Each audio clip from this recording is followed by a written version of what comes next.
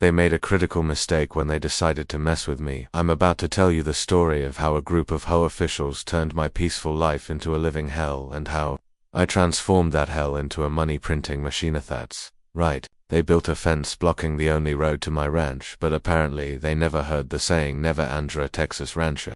Today I'm sitting here counting the money from my homemade toll booth while the HOA president is explaining to his superiors why their budget suddenly vanished. Where are you watching this video from? Drop a comment below if you've ever had a pleasant experience with an HOA. I guarantee your stories can't be crazier than what I'm about to share with you. I'm Ethan Morgan, a 38-year-old who works remotely in business consulting but has been passionate about electronics and DIY projects since childhood. 2 years ago, I purchased a 30-acre ranch outside Austin, Texas to pursue my dream of self-sufficient living. The property wasn't much to look at when I bought it: overgrown fields, a weathered farmhouse that had seen better days, an ramshackle barn that looked like it might collapse in a strong breeze. But I saw potential where others saw problems. Land was fertile, the water rights were solid, and most importantly, it was far enough from the city to give meppies, but close enough that I could still get supplies when needed. I'd always been fascinated with technology and creating things with my hands. Since middle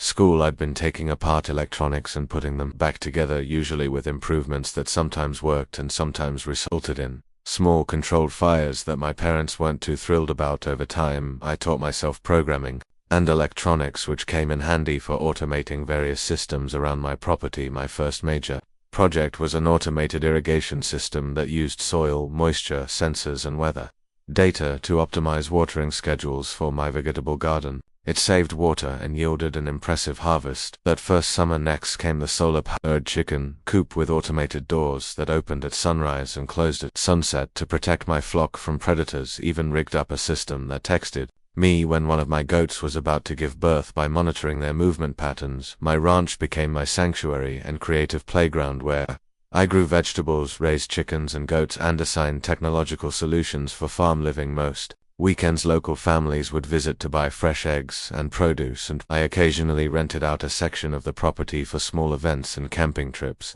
The road leading to my property had existed for over 50 years and passed through a small area managed by the Golden Meadows Homeowners Association. The neighborhood was about half a mile from my property, a collection of upper-middle-class homes with manicured lawns and coordinated mailboxes. Although I wasn't a member of the HOA, I had a recorded easement agreement from the previous owner that legally guaranteed my right to use this road. The document was clear.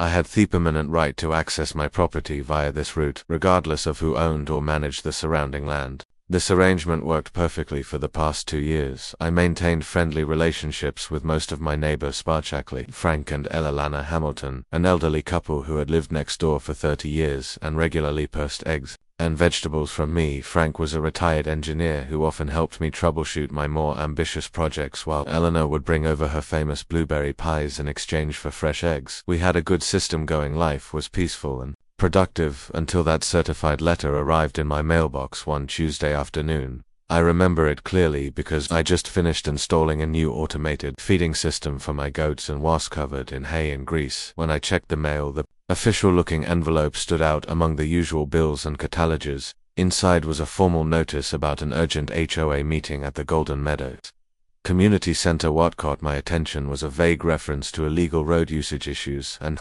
security enhancement proposals that would be discussed and voted on. I was confused since I wasn't an HOA member and had legal rights to use the road. The letter seemed deliberately ambiguous with corporate jargon that obscured rather than clarified its purpose. After reading it several times, I decided to attend the meeting to clarify any misunderstandings. Little did I know that this HOA meeting would be the beginning of a 6-month battle, and only one side would be left standing when it was over. The day of the meeting arrived with an unusual spring thunderstorm. The rain pounded on my truck as I drove the familiar route to the Golden Meadows Community Center. The irony wasn't lost on me. My right to drive this very road was apparently up for debate. I parked my muddy pickup truck between 2 spotless luxury SUVs, already feeling out of place. My work boots left wet tracks on the polished floor as I entered the community center, earning disapproving glance from several residents. On Thursday evening, I walked into the community center where about 20 residents were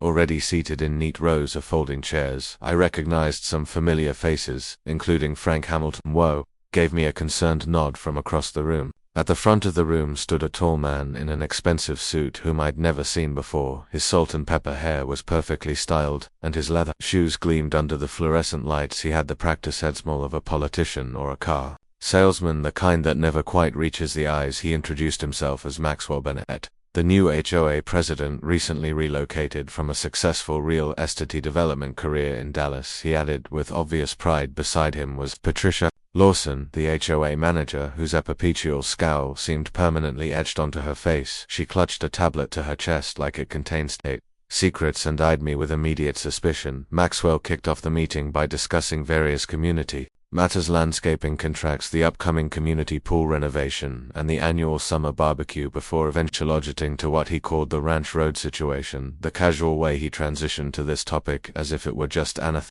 on the agenda rather than something that could dramatically impact my life, made my blood pressure rise. I noticed Frank shifting uncomfortably in his seat. As many of you know, Maxwell said with practiced authority, adjusting his expensive-looking tie, we have plans to develop Golden Meadows estates on the land adjacent to our community. This premium housing development will significantly increase all of our property values by at least 30%.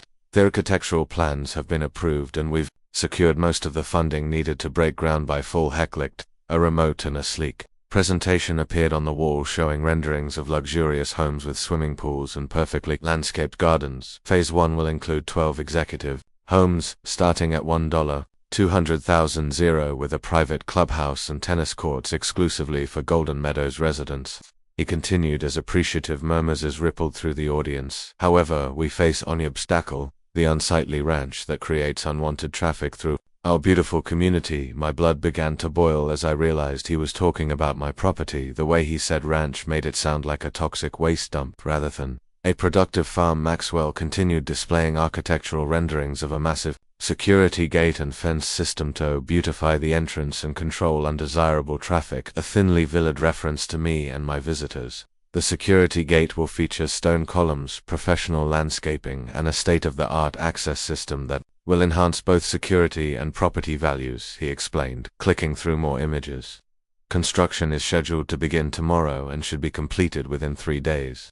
I couldn't stay silent any longer. My chair scraped loudly against the floor as I stood up, drawing all eyes in the room. "Excuse me," I said, trying to keep my voice steady despite my rising anger. "I'm Ethan Morgan, the owner of that unsightly ranch you mentioned. I have a legal easement granting me access to my property via that road. You can't just block a legally established right-of-way without any notice or discussion." The room fell silent. Maxwell's expression changed from surprise to disdain in an instant. He clearly hadn't expected me to be present or to speak up. Recovered quickly, though forcing a condescending smile that made me want to knock his perfect teeth out. "Mr. Morgan, you may have had some informal arrangement in the past. The HOA has full authority over community roads and security measures," he stated with an air of authority that suggested the matter was already settled. "Besides, your firm operation is an eyesore that's depressing property values in our community. The board has already approved the security gate project." Unanimously, he gestured to a group of nodding men and women in the front row, who I assumed were board members. "Of course, we're not unreasonable. You'll be able to purchase an access card for an annual fee of $300. That's quite generous considering the increased property values and security we're providing." I felt my face growing hot with anger. "This isn't an informal arrangement. It's a recorded easement filed with the county. That's a legal right that you can't simply vote away." I looked around the room, making eye contact with several residents, and my farm has been there for decades, long before most of your houses were built. The previous owner had no issues with community, and neither did I. Until now. Maxwell's smile never wavered, but his eyes hardened. "Well, times change, Murmugan. The board has made its decision. The construction starts tomorrow. I suggest you apply for your access card promptly to avoid any inconvenience with that." He smoothly moved on to the next agenda item, as if matter was settled after the meeting. I stood in the parking lot, still seething with anger. The rain had stopped, but water dripped from the trees overhead, matching my dark mood. George Miller, a longtime resident I recognized from previous community events, approached me cautiously. He was a man in his 60s with kind eyes and a perpetual line etched into his forehead, looking around nervously to ensure no one was watching. He shared something disturbing. Bennett promised investors he'd increase property values by upgrading the area and eliminating gondola elements. "Meaning your ranch. He needs your land for the full development. This gate thing is just Thy first step to pressure you into selling. George's voice dropped to a whisper. He's done this before in other communities. First comes the access restrictions, then mysterious code violations, then water access problems. He'll make your life hell until you give up and sell. I thanked George for the information, feeling a growing sense of dread when I asked to see documentation about my easement rights. Maxwell claimed they were under review and temporarily unavailable. Legalized looking into the validity of old easements in light of our new security requirements, he said dismissively. I'm sure we'll sort it all out eventually. The implication was clear. He was buying time while moving forward with his plans. As I drove home that night, the headlights of my truck cutting through the darkness, I couldn't shake the feeling that I was about to be railroaded by people with more money and connections than I had. That night, I called my friend Olivia Noyne, a local real estate attorney I knew from college. Despite the late hours, she picked up on the third ring. I explained the situation while pacing back and forth in my kitchen, occasionally stopping to peer out the window as if expecting to see bulldozers already heading my way. Olivia listened carefully, occasionally asking clarifying questions. When I finished, she let out a low whistle. Ethan, these HOA types can be ruthless, but they can't simply ignore a recorded easement. That's not how property law works, she explained, the sound of keyboard clicks in the background suggesting she was already researching. First thing tomorrow, go to the county registry office and get a certified copy of your easement. If it's properly recorded, they can't legally block your access, but fighting this could take months and cost thousands in legal fees. Her words weren't exactly comforting, but at least they gave me a direction. What about tomorrow? They're starting construction in the morning, I asked, anxiety creeping into my voice. Can we get an emergency injunction or something? Olivia sighed. Emergency injunctions take time to Ethan, at least a few days, maybe weeks, depending on the court calendar. Document everything, take photos, record interactions, keep copies of all communications. If they act your access completely, call the sheriff. That could be considered illegal imprisonment on your property. We talked for another half hour outlining a strategy. By the time we hung up, it was past midnight. Before going to bed, he grabbed a flashlight and walked down my driveway to the main road. Sure enough, there were survey marks and stakes along the roadside, bright orange flags and spray-painted lines marking where the fence and gate would go. They had clearly been planning this for some time. I had a restless night thinking I had a few days to resolve the legal issues, but when I woke up the next morning to the sound of heavy machinery, I realized the situation had escalated dramatically. Overnight, the distinctive beep beep beep of construction vehicles backing up dragged me from sleep. Just after dawn, I threw on clothes and rushed outside, still pulling on my boots as I ran down the driveway from my front porch. I watched in disbelief as a construction crew erected an ATFT metal fence and installed an electronic gate directly across my access road. The fence extended in both directions from the gate, effectively cutting off my property from the main road. A large yellow excavator was digging post holes while workers poured concrete for the gate foundations. I rushed over demanding to speak with whoever was in charge, but the workers simply said they were following orders and couldn't stop the project. We're just doing what we're paid for, sir, said a worker in a hard hat. Not meeting my IC'll have to talk to the HOA management if you have concerns. Within an hour, Maxwell arrived with Patricia in tow, both of them dressed immaculately despite the early hour and construction site. Maxwell smugly waved what he claimed was a building permit at me, though he was careful not to let me examine it closely. This is HOA property, Mr. Morgan, he announced with barely concealed satisfaction. You'll need to register for an access card, $3,000 annually to use our private road. Patricia can process your application, Toady, though approval typically takes 5 to 7 business days. He smiled that insincere smile again. Until then, he've authorized a temporary access card for you. We're not monsters after all. I was livid, my hands clenching into fists at me sides. This is illegal. I have an easement and you know it. You can't block my only access to my property. Maxwell's smile never faltered, but his eyes grew cold. Mr. Morgan, I understand you're upset, but I'd advise against interfering with the legal construction project. We have all the necessary permits, and I'd have to call the police if you become disruptive. He placed a hand on Patricia's shoulder. Miss Lawson, please provide Mr. Morgan with his temporary access card. I have other appointments to attend to. With that, he turned and walked back to his luxury SUV, leaving Patricia to handle the situation. Patricia handed my plastic card with obvious reluctance, as if she were giving away her personal fortune. This expires in 7 days, she said curtly. The annual fee must be paid in full before we can issue a permanent card. There are no monthly payment options. Her tone made it clear that she expected me to cause trouble and was almost hoping for it left. With no immediate options, I took the card and retreated to my truck. The gate was already operational, requiring me to swipe the card to exit my own property. The humiliation and anger I felt in that moment was overwhelming. I drove straight to the county registry office, a 30-minute trip to the courthouse downtown. The registrar, an older woman with glasses hanging from a chain around her neck, helped me locate and obtain a certified copy of my easement document. Raised her eyebrows as she reviewed it. This is a pretty straightforward perpetual access easement. She commented, been in place since 1972. Strange that anyone would dispute it. I clutched the document like a lifeline, feeling slightly vindicated, but still uncertain about my next steps. From there I headed straight to Olivia's office. Her law firm occupied half a floor in a modest office building on the edge of her assistant showed me into her office immediately, where Olivia was already surrounded by open law books and a computer showed multiple tabs of legal research. After reviewing the documents, she confirmed that my easement is still valid and binding. They can't legally block your access, she stated firmly, removing her reading glasses. This easement is clear and recorded properly. It runs with the land, which means it transfers with ownership and assent, affected by who owns either property now. She leaned forward, her expression serious, but getting an emergency injunction could take weeks, and they know it. This is a deliberate delay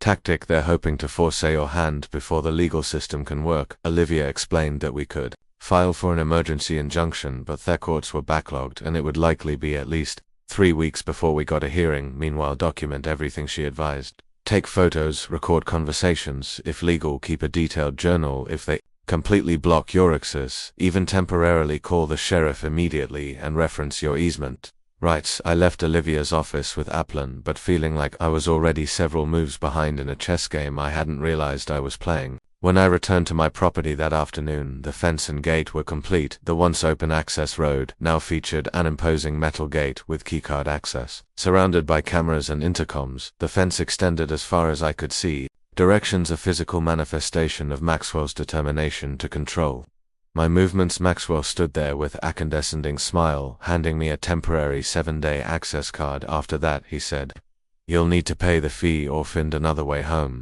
Then he leaned in closer and added, "I know you've been digging into the legal paperwork. Go ahead and file for an injunction. By the time it goes through, our development deal will be secured and we'll have other ways to make your life income as well." I watched his smug smile. A sudden idea flashed in my mind. If they wanted to turn my road into a toll gate, why couldn't I do the same? I didn't reveal my thoughts to Maxwell. Instead, I took the access card silently and drove through the gate onto my property. Once inside, I parked my truck and walked my property line, paying particular attention to where the new fence intersected with my land. Something didn't seem right about the placement. The fence appeared to curve slightly, a tone point deviating from what I remembered as the property line. I pulled out my property survey from whence I purchased the ranch and studied it carefully, comparing landmarks and measurements. After an hour of investigation, I had a suspicion that it needed to confirm the HOA's new gate might actually be partially on my property. For the next several days, I immersed myself in research on Texas land laws and easement rights.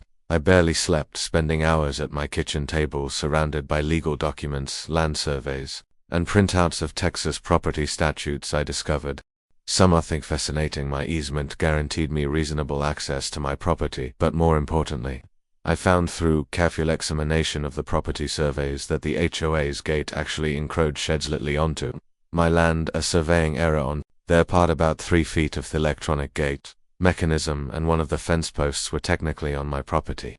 This small detail could change everything. I consulted with Olivia, who confirmed that I had the right to control any structures on my property, including that portion of the gate. If their gate is partially on your land, they've essentially built an unauthorized structure on your property, she explained, her voice conveying a mixture of surprise and satisfaction that gives you certain rights that they can't easily dismiss. She recommended getting an official survey to confirm my findings before taking any action.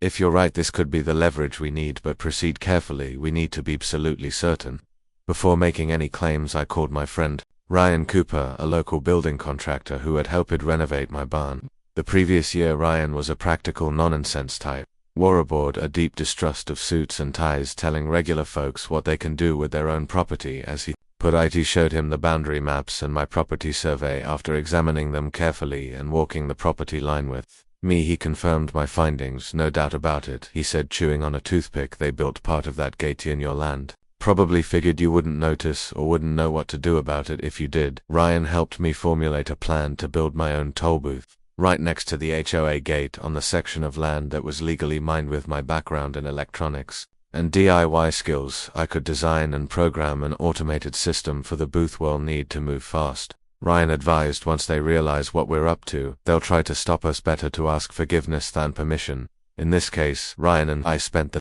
entire weekend planning and gathering materials, knowing we needed toked quickly. While the HOA office was closed, we made runs to hardware stores, electronic suppliers and lumber yards, gathering everything we would need. Maxwell thinks he's won, I told Ryan as we finalized our blueprints, but this weekend he'll learn never to underestimate a rancher with DIY skills and a score to settle. Saturday evening began construction. Ryan brought 2 of his most trusted workers, and I called in a favor from a buddy who specialized in electrical work. We worked under floodlights, the sounds of power tools, occasionally drawing curious glances from passing cars. Thankfully, Maxwell and Patricia didn't make an appearance. Perhaps they thought their victory was already secured. Ryan and I worked through Saturday night into Sunday morning, constructing a tunnel booth adjacent to the HOA gate. Firmly on my property, we built a small but sturdy structure with a covered operator area, a lifting arm barrier and clear signage. I designed and installed electronic systems myself, including cameras, a payment terminal, and an automated barrier arm.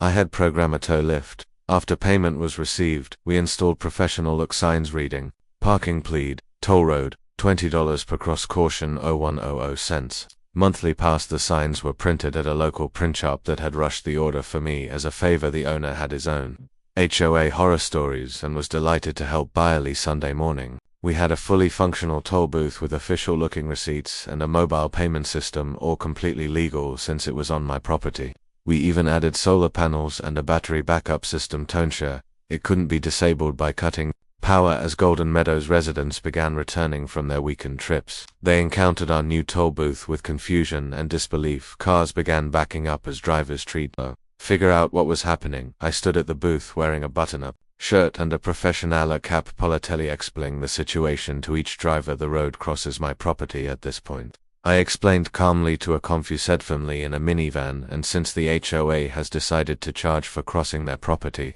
I'm simply doing the same. 4th portion of the road on my land. It's $20 per crossing, or $100 for a monthly pass. I accept cash, credit cards, or mobile payments. Some residents were angry, others found it amusing, but most paid because they needed to get home. A few tried to argue or threatened to call the police, but I simply smiled and pointed to the property survey posted clearly on the booth. Feel free to call them.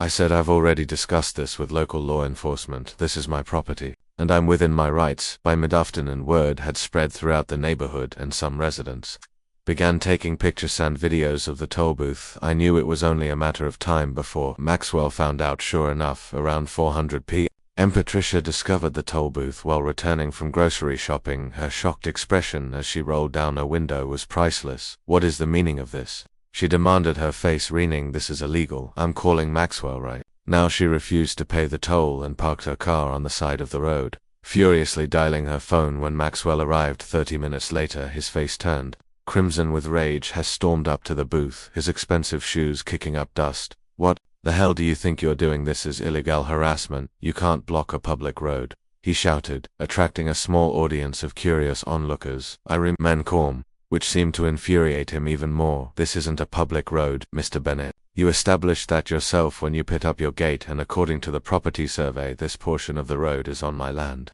I'm simply exercising some rights you claimed for the HOA controlling access to my property. Maxwell threatened to call the police, his voice rising to a near shout. I calmly invited him to do so, explaining that I was standing on my own property with certified survey documents proving it. I've already spoken with an attorney. I added, everything here is legal. If you have concerns about the property line, you're welcome to commission your own survey. Maxwell pulled out his phone and dramatically called the police, pacing back and forth while describing a road blockage and illegal toll booth to the dispatcher. Within 20 minutes, Officer Ramirez arrived, a middle-aged cop with a nonsense demeanor who I'd met previously when reporting a trespassing incident. Officer Ramirez listened to both sides and carefully reviewed my documentation, including the property survey and easement papers. After a thorough examination, he turned to Maxwell. "Sir, this appears to be a civil matter, not criminal. Mr. Morgan is on his own property according to these surveys. If you dispute the property line, that's something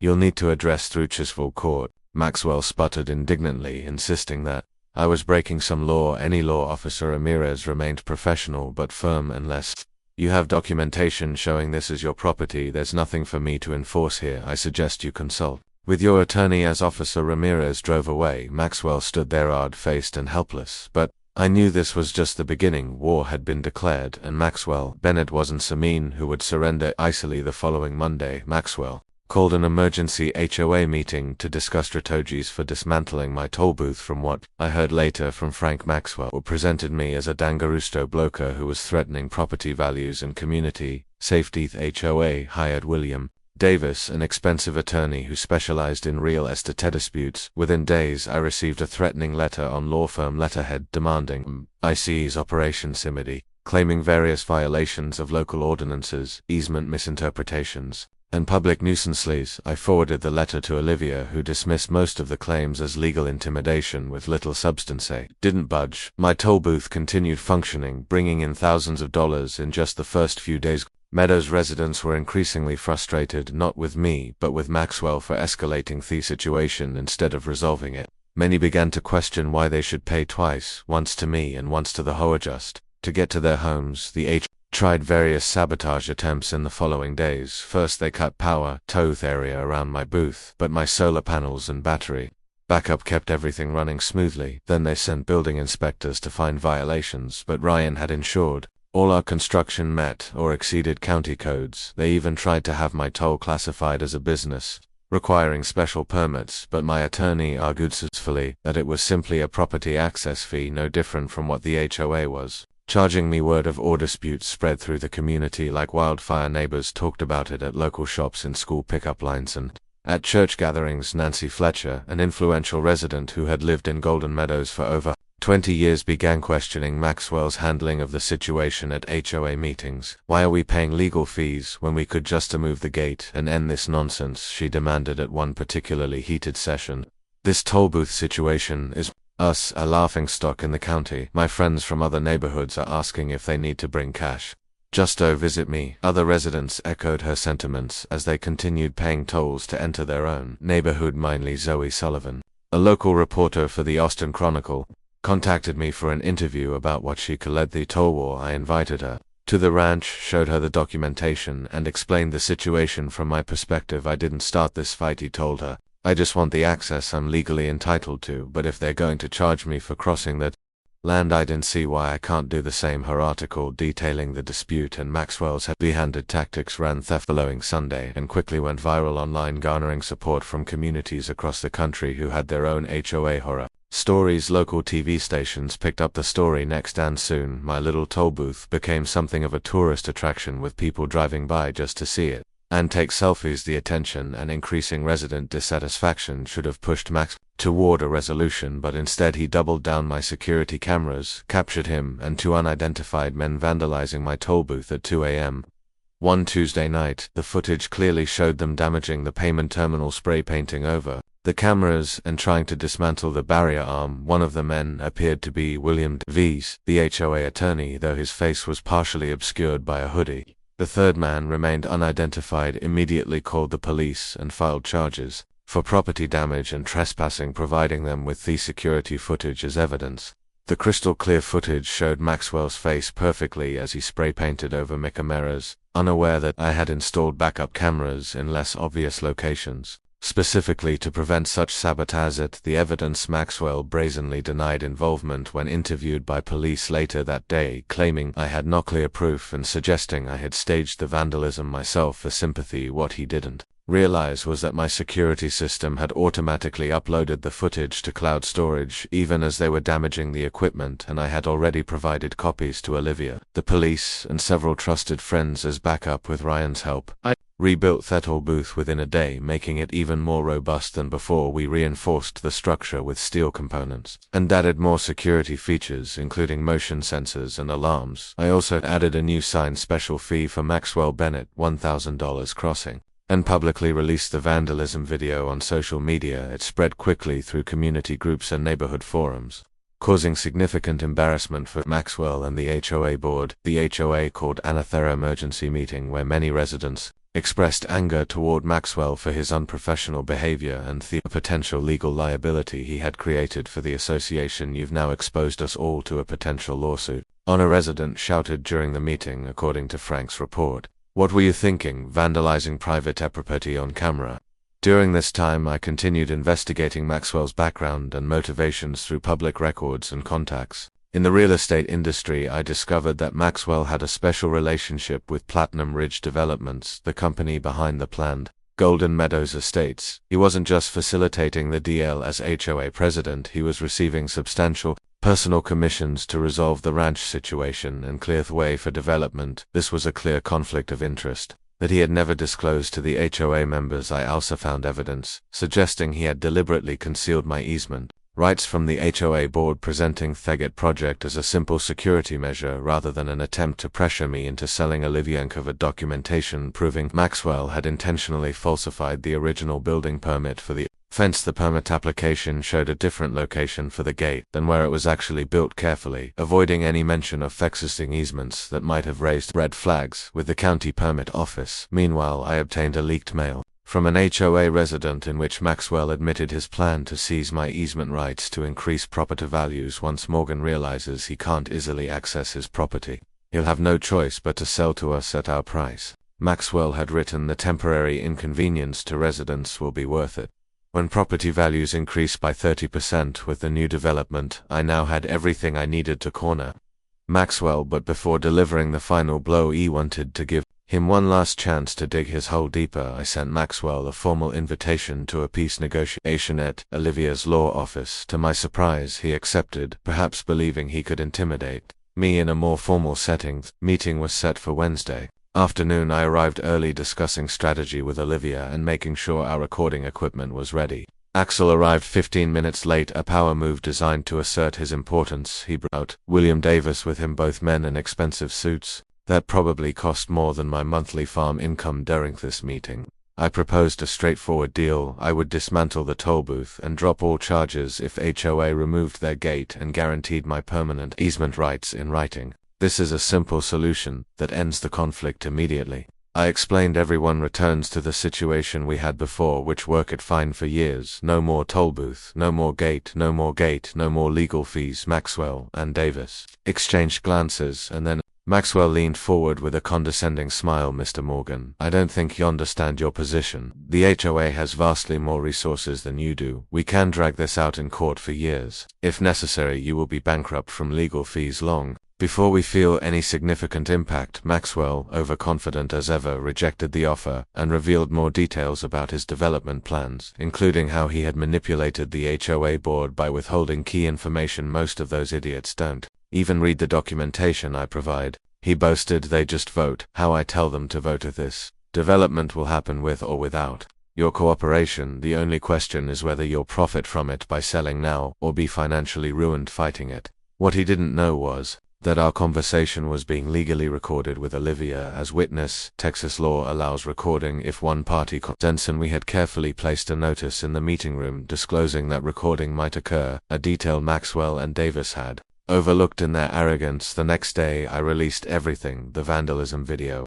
the leaked emails, documentation of Maxwell's conflict of interest, and the recording of our recent meeting. I posted it all on social media, sent copies to every HOA member, and provided the package to Zoe Sullivan at the Chronicle.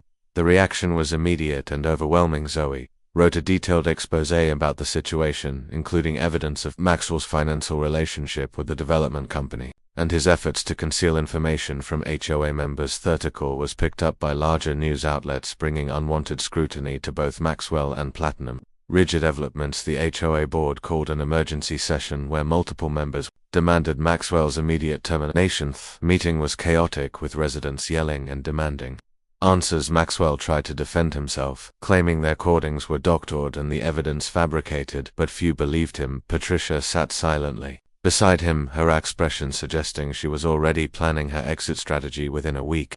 Maxwell was fired by the HOA, facing a civil lawsuit from me and potential criminal charges for vandalism. William Davis quietly withdrew as HOA realizing he had been recorded potentially participating in criminal activity. The new HOA board, led by Nancy Fletcher as interim president, moved quickly to resolve the situation. They voted unanimously to remove the gate and formally recognize my permanent easement rights in a legally binding document. They also agreed to pay for the Damagato, my toll booth, and cover my legal expenses as part of a settlement agreement. Platinum Ridge Development Swift from the Golden Meadows Estates project. After the scandal, unwilling to be associated with the negative publicity, the land that had been slated for development was later purchased by a conservation trust and preserved as a neutral area, allowing the community to maintain its character. Maxwell made a final desperate attempt to sue me for defamation, but the court dismissed his case when he couldn't prove any of the evidence I'd shared was false. The criminal charges for vandalism were eventually settled with a plea deal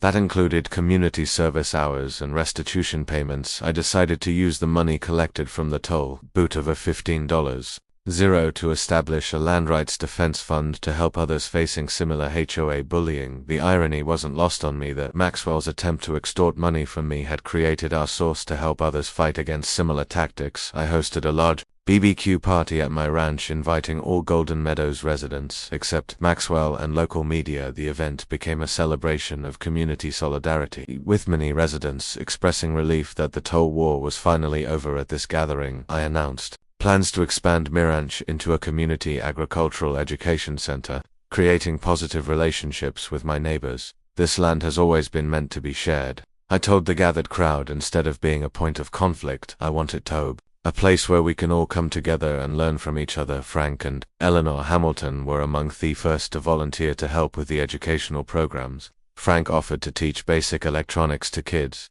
showing them how to build simple circuits and solar-powered gadgets, while Eleanor would lead gardening workshops. Other neighbors soon joined in offering their own skills and knowledge. What had started as an adversarial relationship when my ranch and the community was transforming into a collaborative partnership. 1 year later, my ranch had become a community hub featuring gardening classes, farmers markets, DIY workshops on agricultural automation, and weekend events. Local schools brought students for field trips, and the university agricultural extension officer partnered with us for research projects. Maxwell was forced to sell his home and relocate after being ostracized by the community. I installed a small sign where the toll booth once stood: never pick a fight with a rancher who knows how to build things and has too much free time. The former gate location was transformed into a welcoming entrance with wildflowers and a seating area. The HOA underwent significant reforms, requiring transparency and limiting the president's authority. George Miller joined the board and advocated for enforcement of community standards. My DIY skills found new purpose as I helped neighbors set up solar systems and automated irrigation. I published an online guide to farm automation that gained popularity amongst small-scale farmers nationwide. The toll booth was dismantled, but I repurposed parts of it. The barrier arm became part of a playground structure. The solar panels were used for education displays, and the security cameras now monitor wildlife for science educations. Sullivan's article about our dispute won a journalism award and launched her career covering community activism. This experience taught me that communities are stronger than individuals. Motivated by greed, property values in Golden Meadows actually increased, despite the luxury development falling through. Living next to a vibrant educational farm proved more appealing than another cookie-cutter housing development if you're facing your own. Maxwell Bennett, remember to document everything, know your rights, build community alliances, and don't be afraid to get creative. The principles of standing your ground, highlighting injustice, and using innovation to level the playing field can help you overcome bureaucratic bullying. Today, as neighbors stop by eggs or workshops, it's hard to believe this property was once at the center of such conflict. The fence, Minto isolate, has been replaced by open gates that welcome sometimes the little guy with a creative idea, and a stubborn streak can triumph over those who mistake money for rightness and power for authority.